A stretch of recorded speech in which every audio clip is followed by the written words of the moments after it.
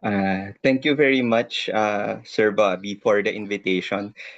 This is actually a study that started out of curiosity that actually has expanded into something that because I was just really curious about who would be affected. So I just used the annual survey of Philippine business and industry, and then it uh, start snowballed into something bigger. No, so again, thank you very much for the invitation to present this ongoing study. So this is what Dr. Albert already mentioned. No, so in the interest of time, let me just try to skip this. But what I just want to say is that highlighting the impact. No, so it's a disruption in oil supply, and it started in a few years back.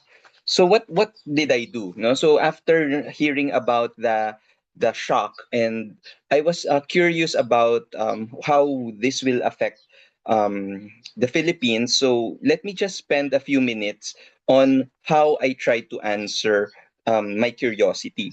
So I using the 2022 because this is the only the latest annual survey of Philippine business and industry that is available on the PSA website. So I used the published reports of the ASPBI, which reports the four-digit industry classification industry groups. So they have around 215 industry groups covering about 282,000 establishments. And these are formal establishments. So a lot of the informal establishments, informal workers are not covered here. There's around 6.36 million workers being hired by these 282,000 establishments, covering about 24 trillion pesos in terms of total revenue and 323 billion total fuel expense. So the good thing about that data set is that it has an amount in terms of fuel expense for each of the industry groups. No? So I was able to see how much are firms actually spending for fuel.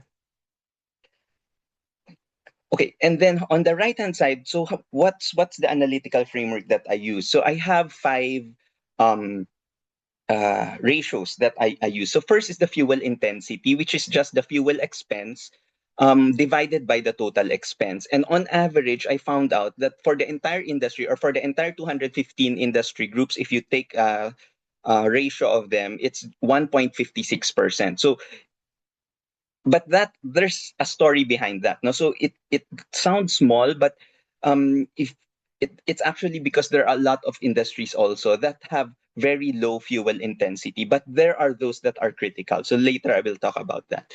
And then I looked at also the profit margin, which is just your revenue minus expense divided by your revenue. The shock. Initially, I tried playing around with a 50%, 80%, a 40%, 60%, and 80% shock, but I realized that it's too small given that prices have been changing so fast. So I played around with 100%, 120%, 140% increase in fuel cost, given that the prices have been fluctuating so much. You know? So, and then I looked also at the break-even point.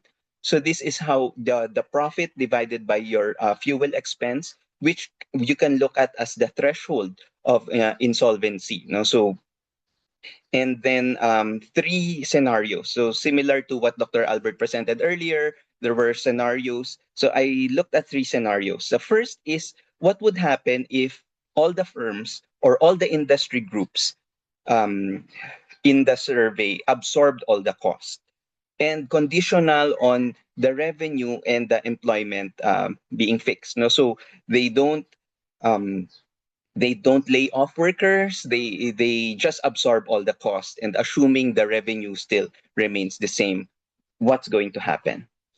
Then the second scenario is now looking at in terms of what would be what would happen if consumers absorb the price rise, or now we allow the firms to increase their prices. So this is very critical for the essential sectors, the transport, fishing, utilities. We allow them to increase their prices or to pass on the cost to to the consumers or to their clients, no? So to other businesses who are buying from them. So, but remember, so these are essential sectors. So there's a an elasticity factor, no? So because I have difficulty estimating elasticity, so I just assumed, what about 50, 0.5 elasticity? So what would happen? And then for a more discretionary, for the other discretionary sectors like retail, recreation, where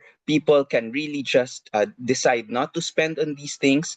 So what would happen if to these sectors if the you pass on the prices to this sector? So these are the scenarios that I am looking at, and what would happen to the firms, to the industries, given these scenarios.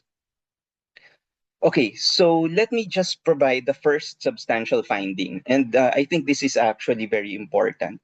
Um, so the aggregate fuel intensity of the Philippine economy is just 1.56, 1.56 percent. So I mentioned that earlier.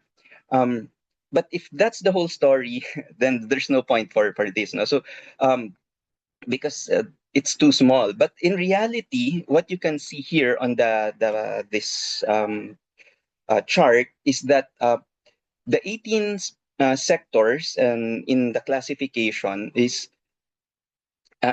average fuel intensity on I plot the average fuel intensity on the horizontal axis and then the baseline profit in the vertical axis.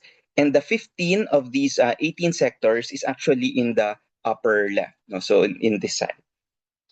And fuel intensity is actually below 5%. Profit margins are actually around 5, or roughly 5 to 20%.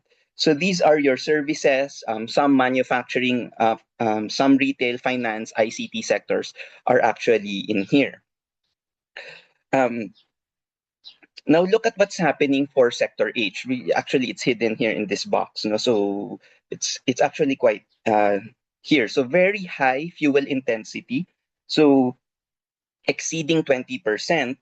And that is actually 4 times more than the other sector, like here for B, for mining, which is just about 10%.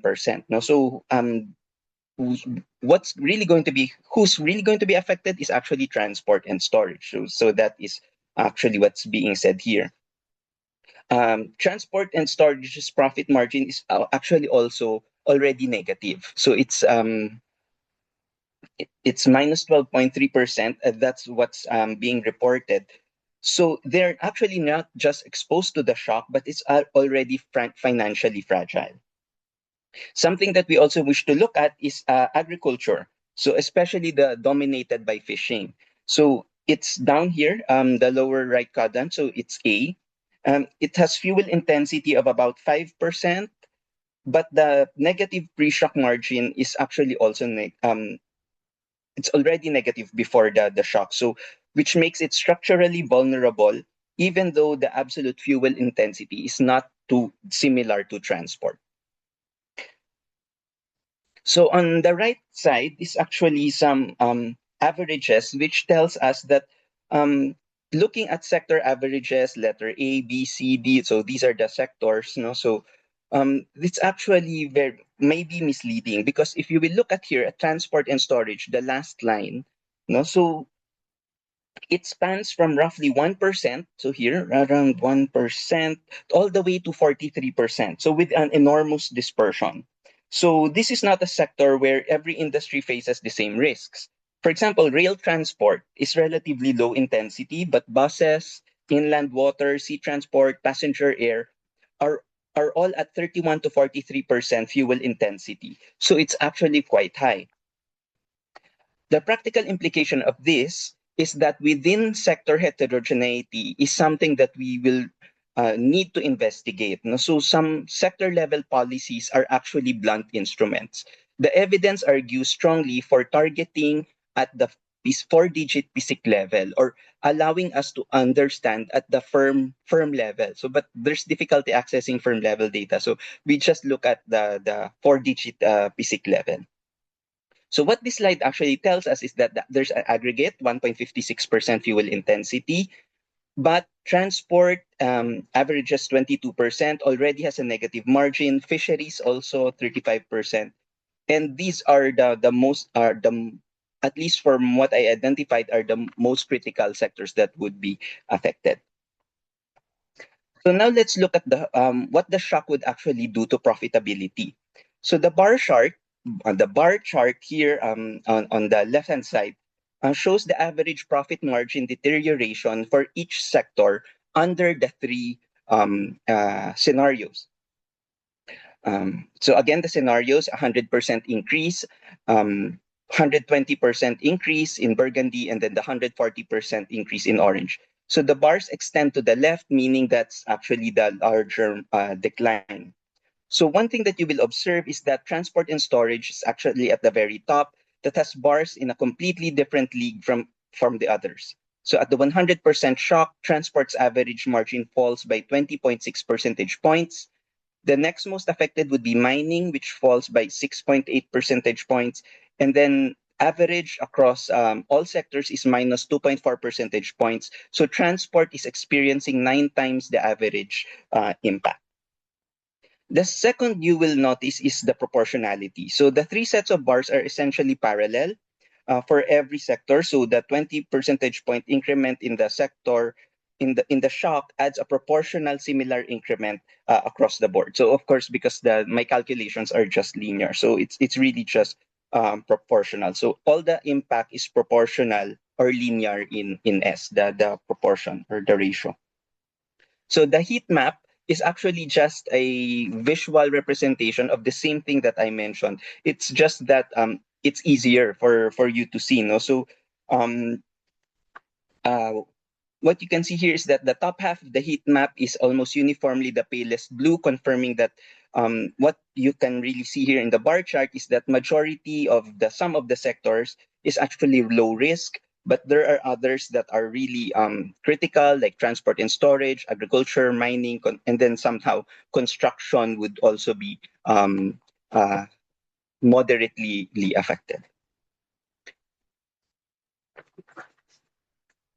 So this is one of the critical findings. No? So at 100% increase in fuel costs, so almost a double, um, it actually pushes 12 formerly profitable industries into operating loss.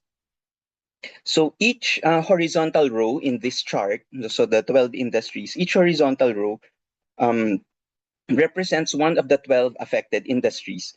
And then for each industry, you can see three data points. So the dark blue filled circle, and then which is the baseline profit before the shock, a dark red diamond, which represents the post-shock margin at the 100% shock level, and then a red small square, which presents the post-shock margin at the 140% shock. And then the vertical line line at zero represents the solvency threshold. So if you go beyond that, of course, you're already insolvent. So what does this tell you? So transport via buses, H492, that's the code. So it actually has a pre-shock margin of 3.9%. So after 100% fuel shock, it plunges to 37.7%. So this is actually a swing of 41 percentage points to the other direction, to the negative side. So buses actually have a very high fuel intensity, 43%. So nearly half of every peso they spend on running their operations actually goes to fuel. So when the fuel costs double, so their cost structures actually change. The same thing is also observed, very similar for passenger air transport. So it had a pre-shock margin of 0.2%. You can see the blue margin is actually almost on the zero line. So it's sitting right on the edge. And then 100% shock will really push them to a margin of 34.3%. So the airline industry entered this crisis with almost no buffer.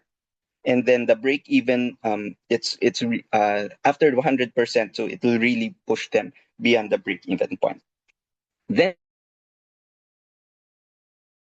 industries, no, manufacture of non-metallic metal, paper and wood, glass, and others. No, um, so these industries have fuel intensities between 6 and 13%. They are not in the same league as the bus and transport, but they have already very thin margins, thin enough pre-shock margins that the additional cost is enough to push them over the edge. So going to shift to a negative um, uh, margins. No, so the right side is actually just a summary of all these 12. No, so where are they from? So five in the transport, three in the manufacturing, one fishing, one mining, and then one machinery, and then the head office's service sector is on in M is actually also something that would be affected. So these are the 12 classification of industries that would be affected. So the previous slide showed us what happens to profit after the 100% fuel shock. And then this slide asks a sharper question. What is the minimum fuel cost increase that is enough to push each industry into loss? Or what would be the break-even threshold? So it tells us whether an industry is already in crisis or in a current market prices, or whether it has some buffer remaining. So the horizontal axis in this graph is actually showing us the um, break-even shock level expressed as a percentage increase in the fuel expense. The further left the dot sits, the more vulnerable that industry is, and it takes a smaller fuel cost increase to push them into insolvency. So the three vertical reference lines are actually the shocks. So say 100% shock, 120% shock, and then the 140%. So any industry whose dots fall to the left of a scenario line is actually pushed into loss in that scenario. So these are so just to summarize. No, so if you will look at the what has been breached already. So these are the sectors. No? So passenger air has already been breached. Bus transport has already been breached. Sea transport, fishing. Inland water, 22.5%, very close. And then non-metallic would the break even is at 78.8%. Um, so it has some room. No? So these are the sectors that are critical. So the ones that have been breached already, so they are already at the break-even thresholds have already been breached for these sectors. So they are the ones that are critical for support.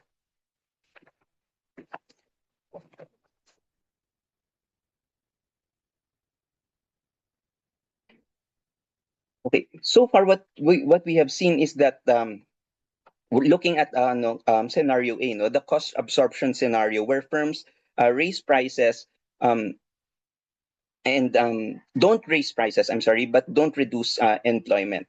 So now I want to introduce the comparison between the three scenarios. No, scenario A, they don't raise prices, so it doesn't pass through the cost to the consumer. So they really just absorb it or to their clients. And then the next two scenarios is actually for the critical sectors, so the ones that are highly inelastic, and then the scenario C would be for those who are elastic.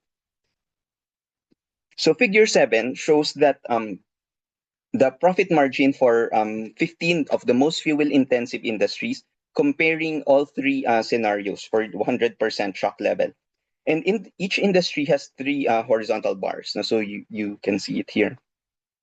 Um, so looking at the top chart, at the top of the chart, so bus transport, inland water, passenger air, fishing, and all the other land transport, sea transport. So these are the industries with the highest fuel intensities.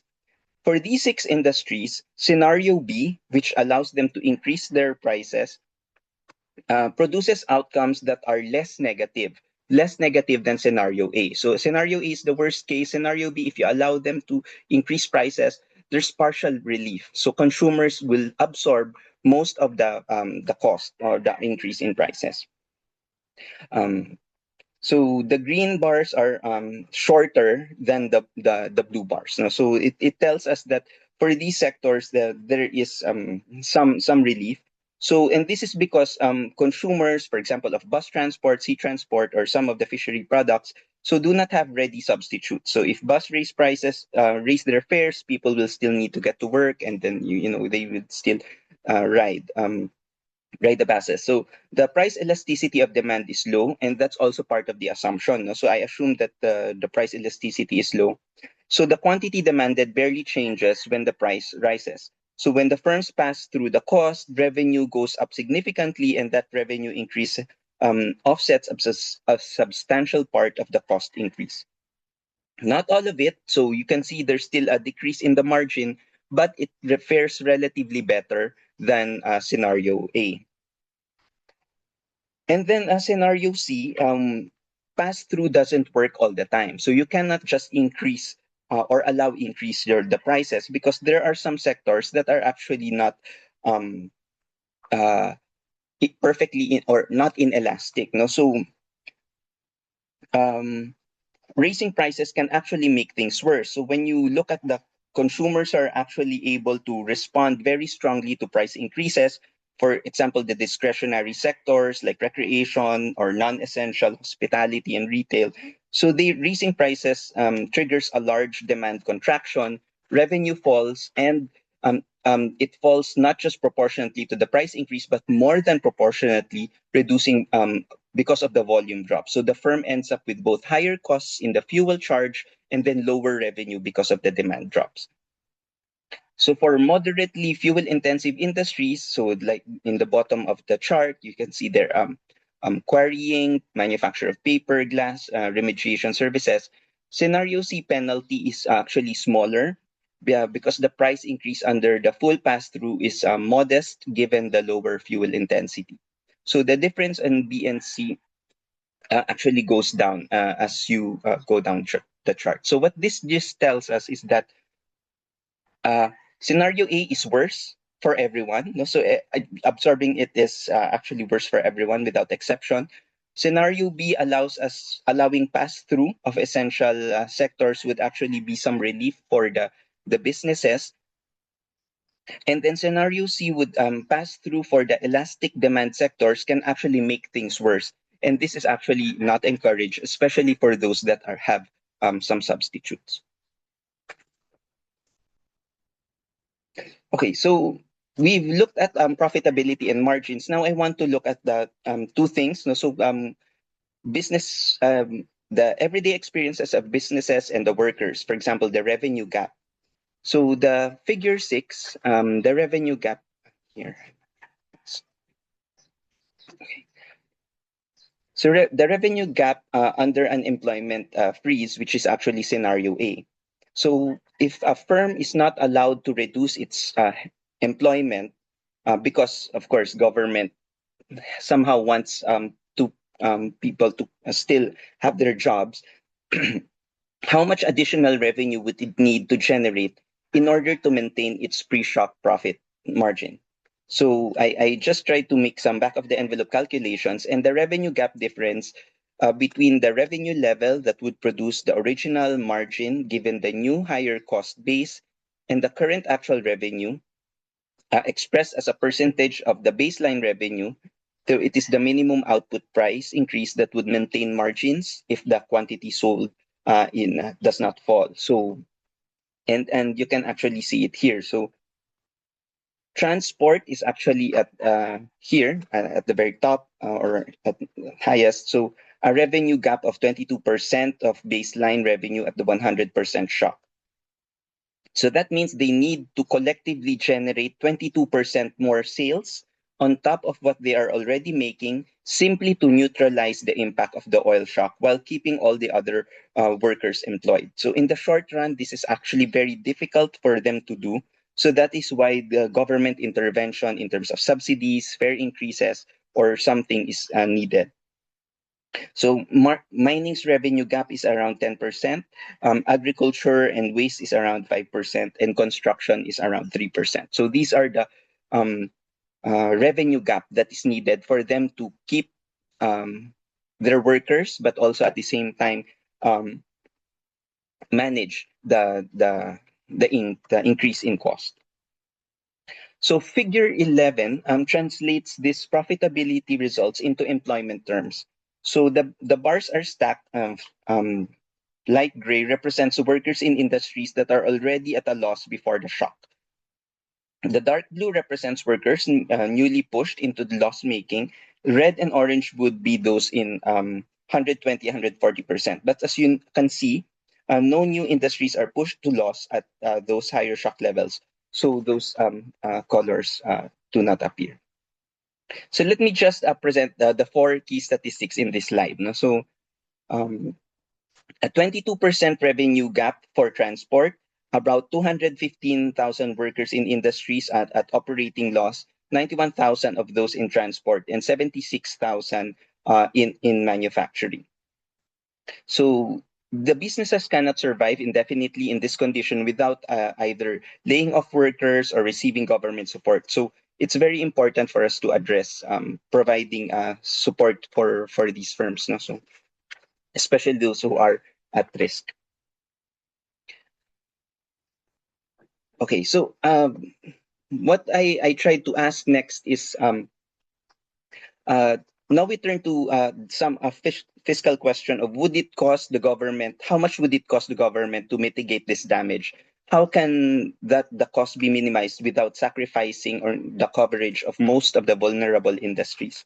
So in this chart, no, so the government support required.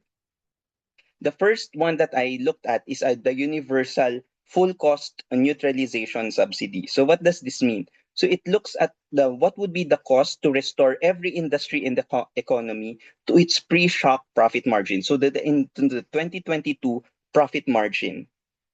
So at a 100% shock, it's 323.6 billion. At 120% shock, 388 billion, and at 140 shock, it's 453 billion pesos. So that's how much the government needs to spend in order to bring everyone back into the profit margin of 2022. Now, so um, the burgundy bars so are the targeted full cost neutralization subsidy. But so this is actually restricted to the fuel intensity of the industries that have a 5% fuel intensity or higher.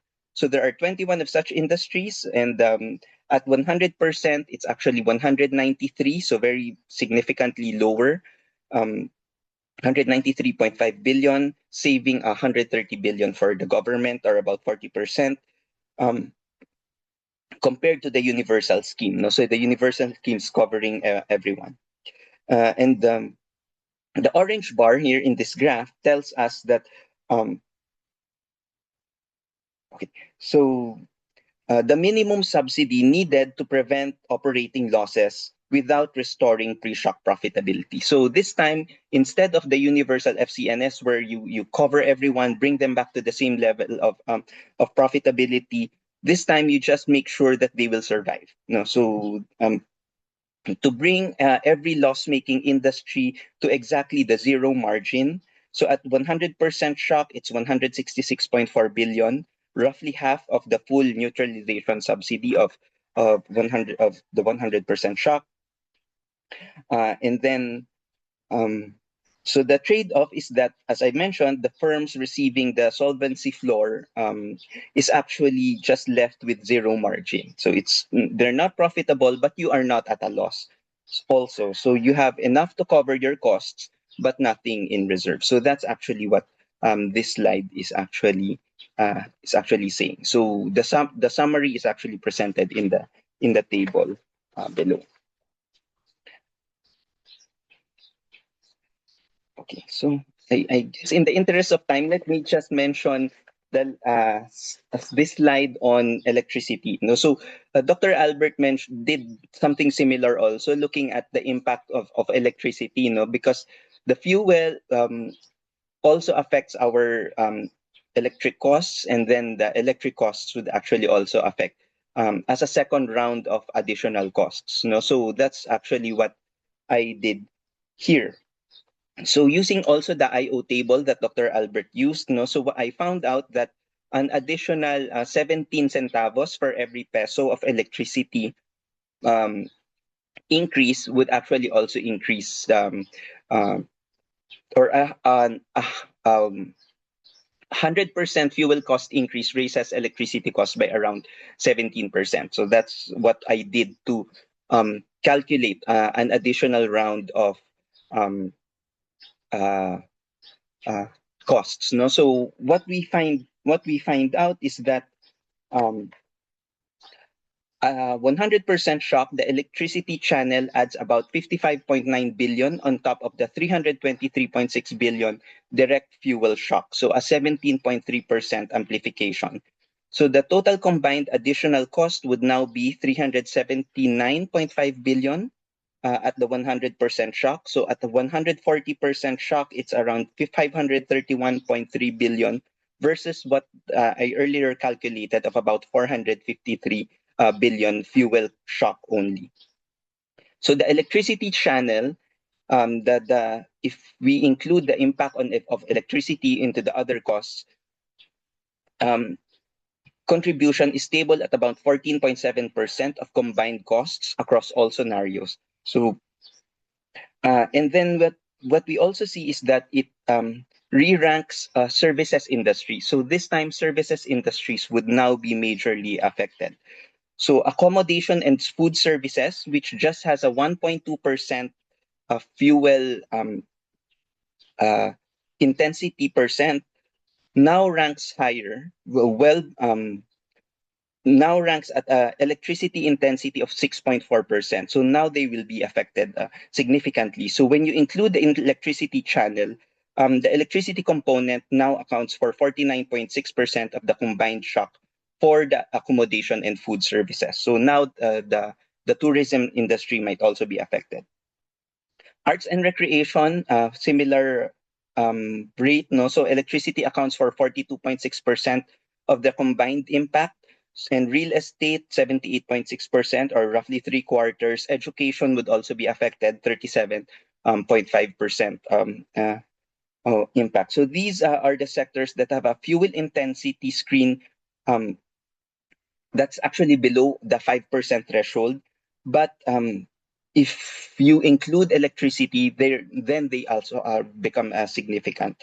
So what we are seeing now that the malls cutting operation hours, recreation is being reduced, private schools are actually also facing higher costs is actually the secondary impact of incorporating the electricity cost.